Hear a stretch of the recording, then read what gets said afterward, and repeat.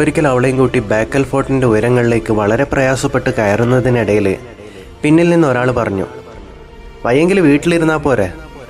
കൂടുതൽ ആലോചിക്കേണ്ടി വന്നില്ല അവന് മറുപടി കൊടുക്കാൻ. നീ നിന്റെ കാര്യം നോക്കിയാൽ മതി. ഞങ്ങൾ തിരിഞ്ഞു കിടക്കുമ്പോഴും അവൻ ഞങ്ങളെ തന്നെ നോക്കി നിൽപ്പായിരുന്നു. കൂട്ടത്തിൽ മറ്റു ചിലരും മുഖത്തൽപ്പം സഹതാപവും വാരിത്തേച്ച് പിടിപ്പിച്ചുകൊണ്ട്. സഹതാപത്തിന് പകരം പരിഗണനയും ചേർത്ത് പിടിക്കലും പ്രതീക്ഷിച്ചുകൊണ്ട് ഇങ്ങനെയും ചിലർ നമുക്കിടയിൽ ജീവിക്കുന്നുണ്ട്.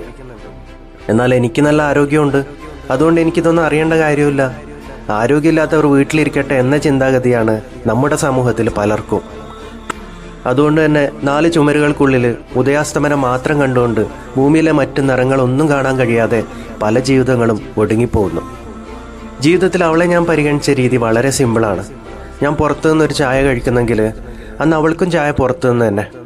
ഞാനൊരു സിനിമയ്ക്ക് തിയേറ്ററിൽ പോയാൽ വലതുവശത്തെ സീറ്റിൽ അവളും ഉണ്ടാവും. ഒരു യാത്ര പോയാൽ അവിടെ ഉണ്ടാവും.